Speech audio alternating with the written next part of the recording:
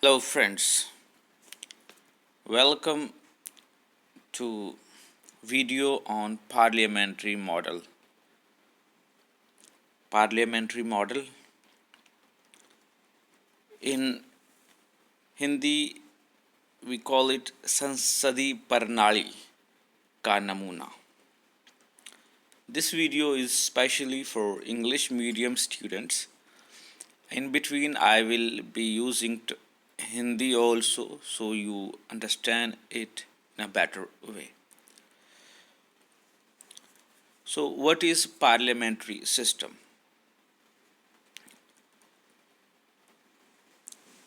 World over पूरी दुनिया ਵਿੱਚ all over the world पूरी दुनिया में mainly there are three kinds of system or especially out of those we can say there are two kinds of system that runs government. One is parliamentary form of government and another is presidential form of government. Here we are talking about democratic countries. Even those countries which are not democratic, they have now adopted all democratic values and system. तो मुख्य रूप में पूरी दुनिया में दो तरह की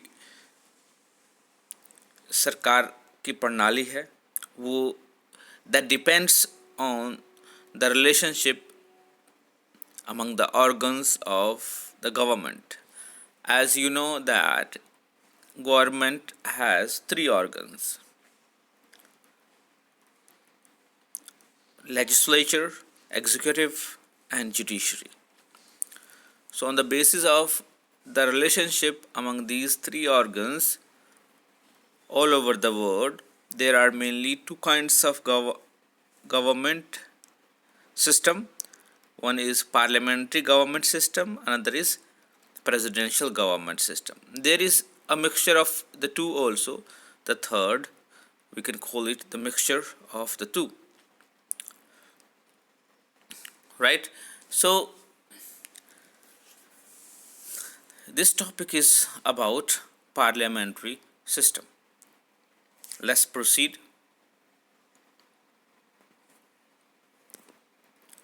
Parliamentary system. The democratic system of government can be divided into the parliamentary and presidential system. क्या कह रहा है कि जो लोकतांत्रिक प्रणाली है उसको दो सिस्टम में, दो गवर्नमेंट के सिस्टम में डिवाइड कर सकते हैं. That is parliamentary and presidential system.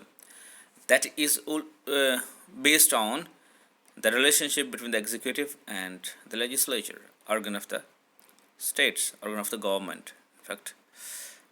So these two are parliamentary government, where close relationship exists between the executive and the legislature, and the presidential government, where separation of power exists, poor relationship between the executive and the legislature.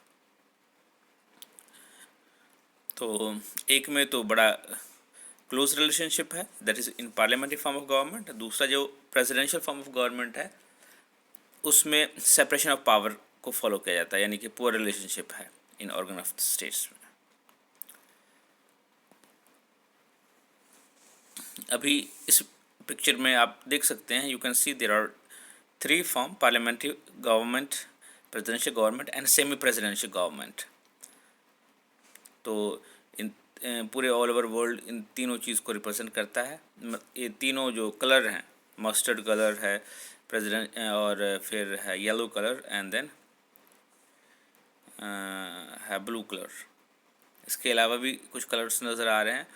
तो but हम अगर देखते हैं तो मुख्य रूप में mainly there are two form of government, that is parliamentary form of government and presidential form of government. So let's move further. Meaning and definition of parliamentary government. क्या है meaning and definition parliamentary government का? The parliamentary government is also called as the cabinet government due to concentration of executive powers in the hands of cabinet. Article 74 and 75 deals with the parliamentary system at the center, and the Article 163 and Article 164 deals with the parliamentary system at the states, as we have two kinds of system in the states na, in a country, right? One is, as there are two governments, one working in the provinces जिसको हम यहाँ पे states कहते हैं या राज्य कहते हैं, वन इन द सेंटर जिसको हम यहाँ पे देश कहते हैं, राइट. सो जो देश के लिए है वो आर्टिकल 74 एंड 75 डील करता है, जो स्टेट्स यानी कि प्रोविंसेस के लिए है वो आर्टिकल 163 एंड 164 डील्स करता है. तो ये है कैबिनेट गवर्नमेंट भी इसे कहा जाता है. इसके अलग अलग नाम है.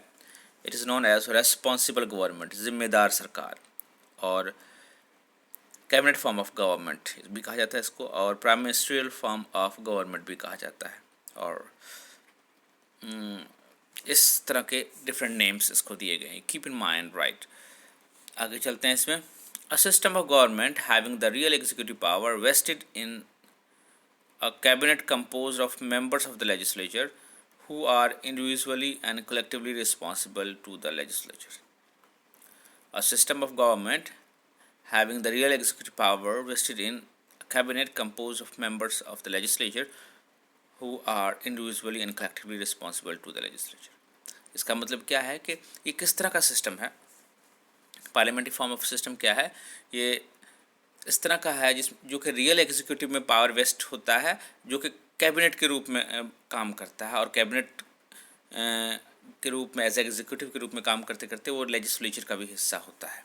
हु आर द इंडिविजुअल, और जो कि कैबिनेट जो है, जो कैबिनेट मिनिस्ट्री होती है वो इंडिविजुअली भी यानी कि व्यक्तिगत रूप में भी और कलेक्टिवली यानी कि सामूहिक रूप में भी रिस्पॉन्सिबल होते हैं लेजिस्लेचर के सामने. गेटल के अनुसार the cabinet government is that form in which the real executive is responsible to the legislature for its acts. Gettell क्या कहते हैं?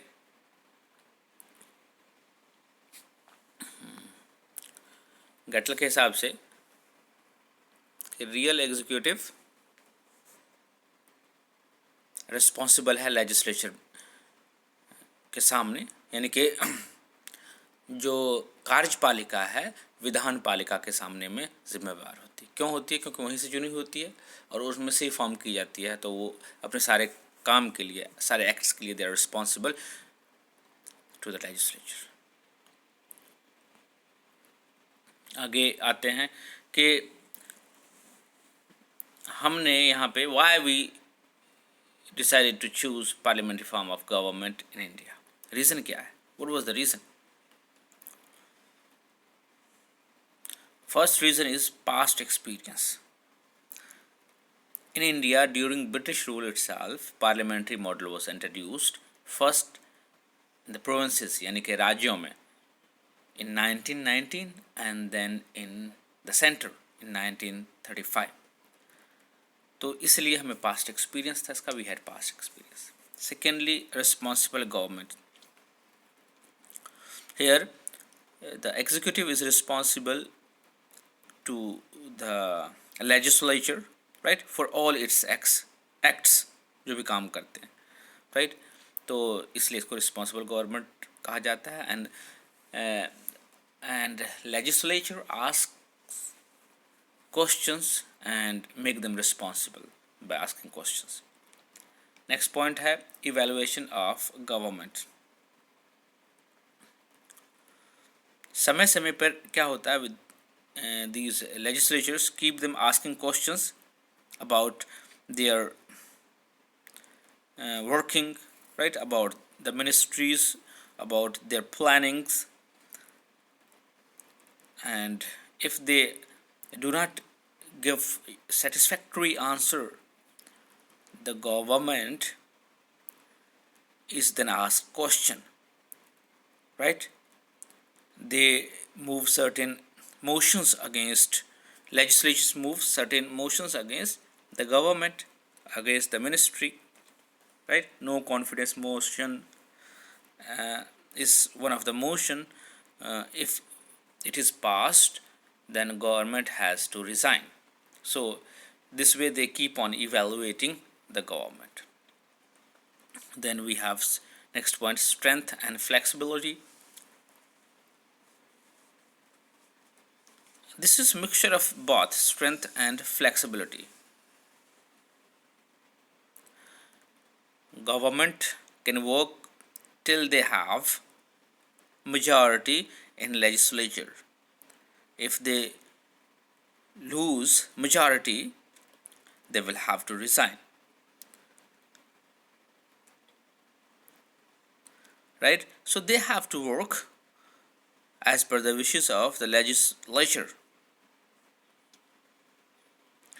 And government can be changed by legislature if they don't work responsibly. It has also the power of change its mode into be one of the strength into in the form of being powerful government and flexible government. Situation के हिसाब से वो powerful और flexible हो जाते हैं. Right. Then supported by constituent assembly members. हम हमारे जो कॉन्स्टिट्यूएंट असेंबली के मेंबर्स हैं यानी कि संविधान निर्माता जो थे सब, they also supported this because this form of government was operating and they had experience of it. Then we have supremacy of legislature. इसमें legislature की supremacy होती है because executive is chosen from legislature and legislature by asking question keep them responsible, make them responsible. So these were the reasons why parliamentary form of government was established in India. Features of parliamentary form of government in India. So, number one feature is nominal and real head. The president is nominal head while real head of the government is prime minister.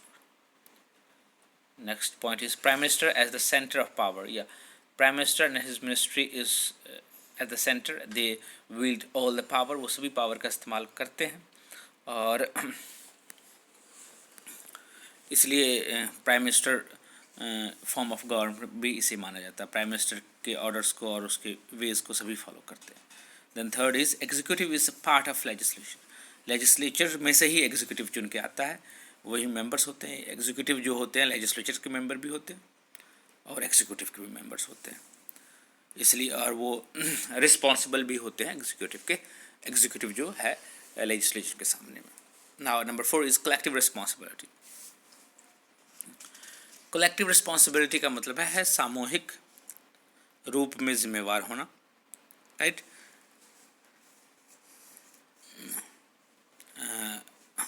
Ministers are responsible individually for their individual work and have to resign if no confidence motion is even passed against one ministry. So they are collectively responsible also. आगे चलते हैं. Council of Minister under the control of legislatures. जो ministers हैं यानी कि cabinet ministers और दूसरे जो मिनिस्टर्स हैं वो सभी लेजिस्लेचर के कंट्रोल में होते हैं. And if legislature pass no confidence motion they have to resign. उनको जाना पड़ता है. Individual responsibility. इंडिविजुअल रिस्पॉन्सिबिलिटी जो होती है that is about the department. If the department particular department or the particular ministry of the department is unable to answer the questions asked, then they have to then that department has to resign. That department the head of that department is to resign. This is known as individual responsibility. For example,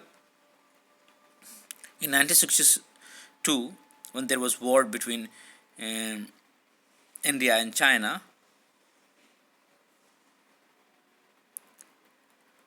certain ministry had to resign.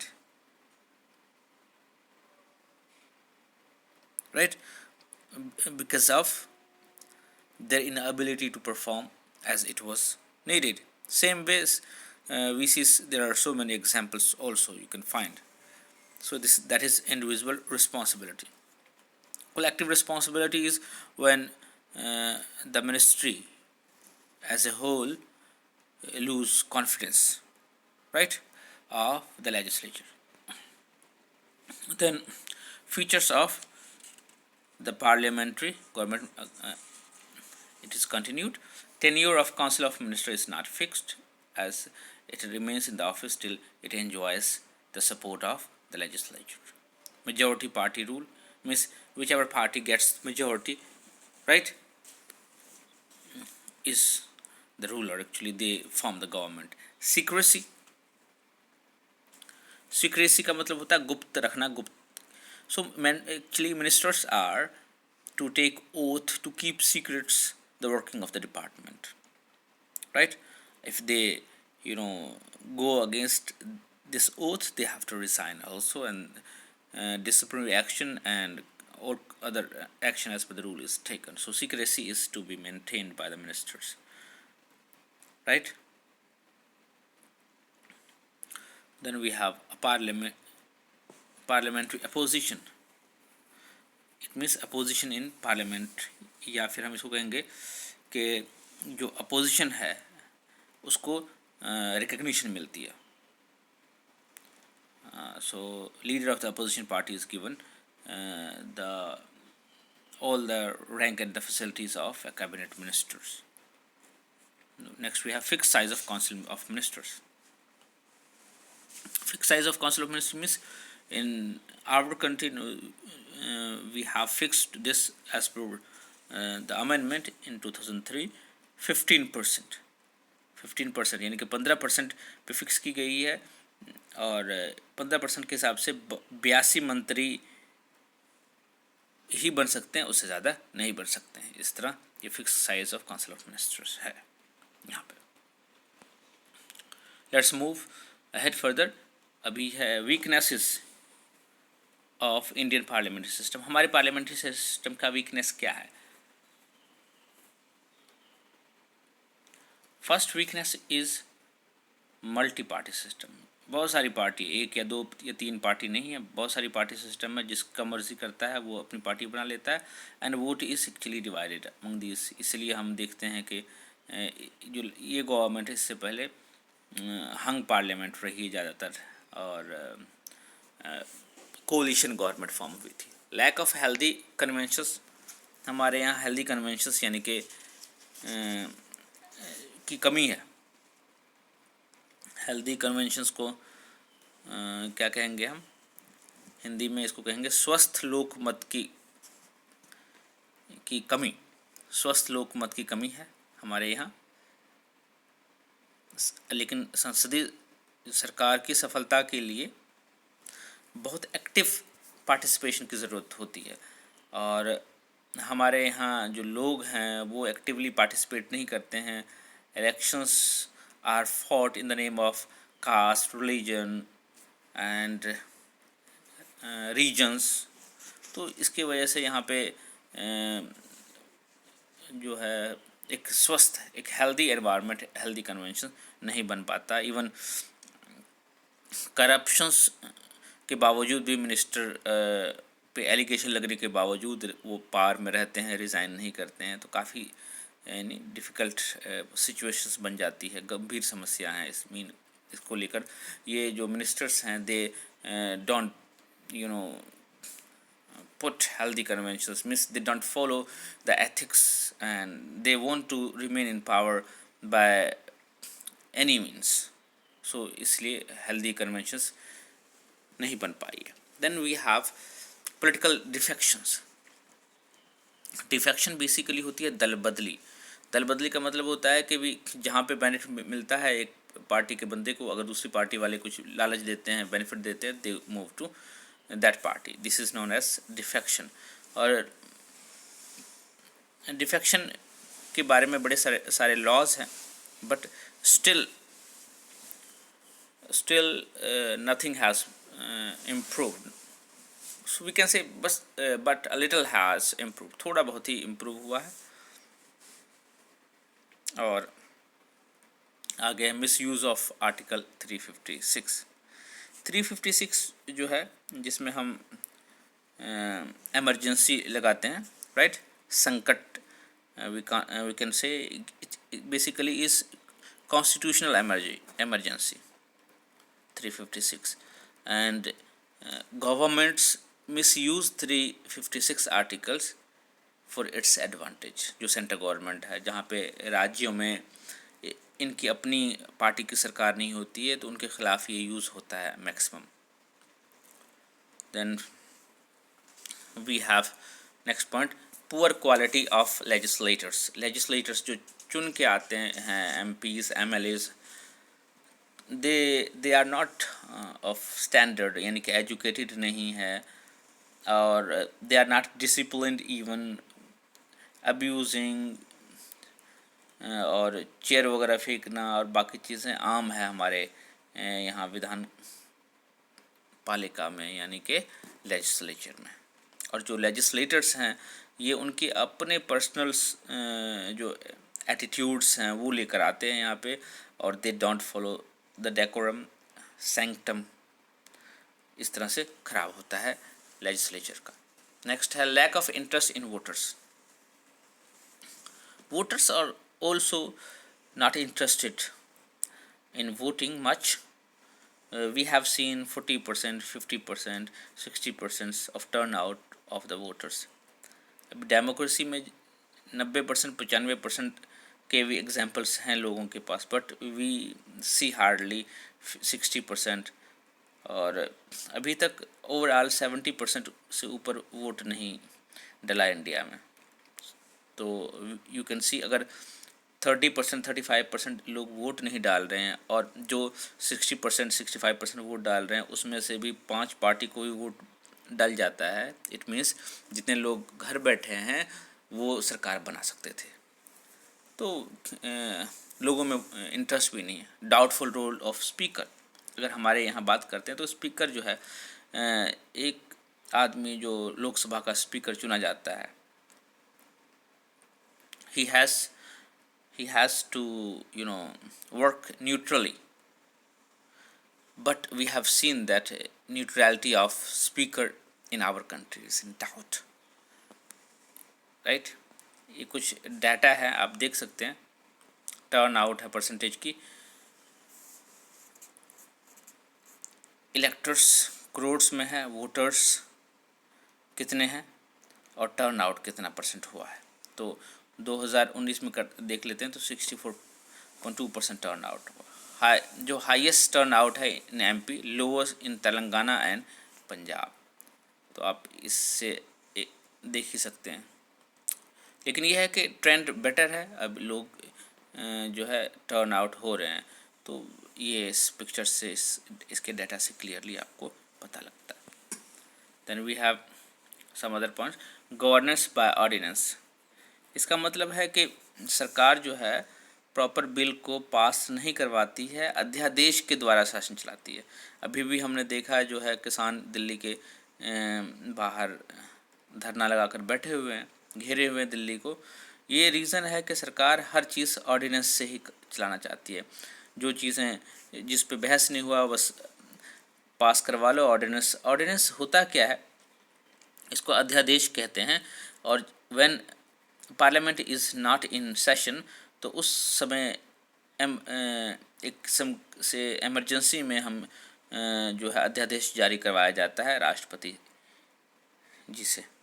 तो लेकिन अध्यादेश बहुत ही ज़रूरी या emergency हालत में होता है, बट गवर्नमेंट अभी सेशन ना होने का बहाना करके और ये अध्यादेश जारी करवा लेती है अपने हिसाब से रूल करने के लिए, without following what the people want. तो उसको कहते हैं गवर्नेंस बाय ऑर्डिनेंस। तो इसलिए लोग जो है अभी दिल्ली में जो है इसका विरोध कर रहे हैं। Decline in the position of parliament, जो पार्लियामेंट की पोजीशन में डिक्लाइन हुआ है, जो रिस्पेक्ट है पार्लियामेंट का वो घटा है। ठीक है, तो अगर हम बात करते हैं तो हमारे यहाँ जो वर्किंग है पार्लियामेंट्री सिस्टम का वो सेटिस्फैक्टरी नहीं है। रीजनल पार्टीज़ है, कोलिशन की गवर्नमेंट है, अदला बदली होती है, मिनिस्टर्स की सेल परचेज होती है।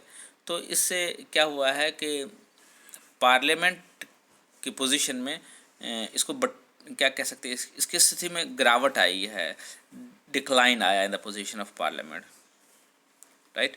तो नेक्स्ट पॉइंट है क्रिमिनलाइजेशन ऑफ पॉलिटिक्स। ये भी एक बड़ी समस्या है इंडिया में। क्रिमिनल्स जो हैं वो इलेक्शंस लड़ रहे हैं। लास्ट इलेक्शन में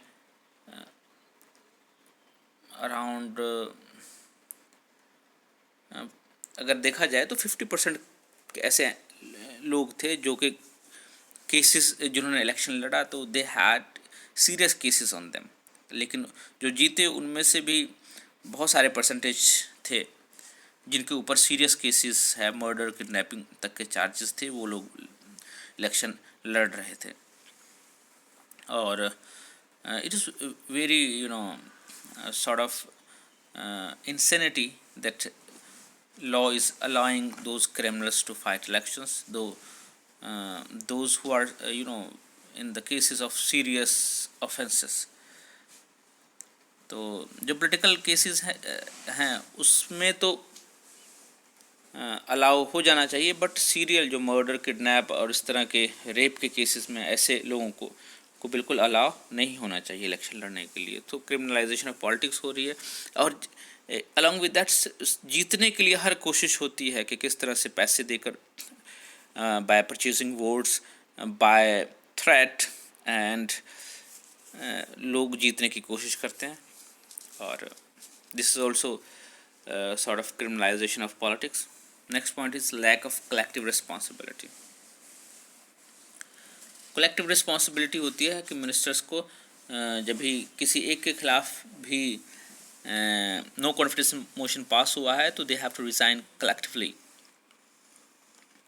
but we have seen that government is not ready to resign if it has support in legislatures, though certain motions have been passed against them, right? We see that कि भारत में केंद्र और राज्यों में जो मिली जुली सरकार हैं वो सामूहिक जिम्मेवारी जिसे कहते हैं, यानी कि कलेक्टिव रिस्पॉन्सिबिलिटी, उसको मानने को तैयार ही नहीं है। बिकॉज हर कोई पावर में आता है तो जिस पार्टी के मिनिस्टर की गलती हुई कोalition में, उसको हटा के कोई और आदमी उसकी जगह दे दिया जाता है। And parties in government keep on criticizing each other. Even the one minister keep on criticizing another minister. So collective responsibility की बात ही एक किस्म से ख़त्म होती जा रही इंडिया के कॉन्टेक्स्ट में, if we talk about, right? So these are the basic problems of Indian parliamentary form of system, or weaknesses we can call, right? Now come to the next point, that is next main heading is suggestion to strengthen parliamentary system in India. हम क्या क्या सलाह दे सकते हैं कि जिससे कि parliamentary system India में मजबूत हो। तो फर्स्ट सजेशन इज़ कि हमें सबसे पहले we need to modify the anti defection act. हमें एंटी डिफेक्शन एक्ट को और मॉडिफाई करके और बेटर बनाना है ताकि लोग जो है मौका परस्ती, यानी कि बेनिफिट वाले टर्म्स पे दूसरे पार्टी में ना मिल सके। Then selection of suitable candidates, हमें पढ़े लिखे सूटेबल कैंडिडेट्स की सिलेक्शन करनी चाहिए, those candidate who are willingly ready to work selflessly for the country. Then we have free and fair elections. Elections में हमें इलेक्शन कमीशन को फुली तौर में फेयर होना पड़ेगा और स्ट्रिक्ट होना पड़ेगा। Then will be able to manage free and fair elections. Then we see that कि हमारा सिस्टम कैसे वर्क करता है। Then dissemination of education, education का स्प्रेड होना बड़ा ज़रूरी है। एजुकेशन फैलेगा, लोग जागरूक होंगे, तभी अपने वोटों को नहीं बेचेंगे और 500 या 1000 रुपये के चक्कर में, एक दारू की बोतल के चक्कर में नहीं बेचेंगे अपने वोट्स को, और देश को और ख़ुद को लूटने से बचाएंगे। Then enable public interest legislations, और पब्लिक इंटरेस्ट के हिसाब से लेजिस्लेशन होनी चाहिए, ना कि प्राइवेट कंपनीज़ के हिसाब से लेजिस्लेशन होनी चाहिए। Then our system will work better according to accord private member bills more space and respect. Private members bills वो होते हैं जो कि कोई नॉन मिनिस्टर जो एमपी होता है वो लेकर आता है। ऐसे बिल्स को हम देखते हैं कि भी ज़्यादा पोजीशन, ज़्यादा स्पेस नहीं मिलता है। पार्लियामेंट्री जो बहस होती है, जो डिस्कशन होती है उसमें, सो उनको प्राइवेट मेंबर्स बिल्स को भी मोर स्पेस और रिस्पेक्ट देना ज़रूरी है, अगर हम चाहते हैं कि हमारा पार्लियामेंट्री सिस्टम बेटर वे में वर्क करे। So this was all about the parliamentary form of government, parliamentary model, right? So hopefully you like it. Here at the end I would just make an appeal to share and subscribe my channel and share the video, right? Thank you. God bless you. Take care. Bye bye.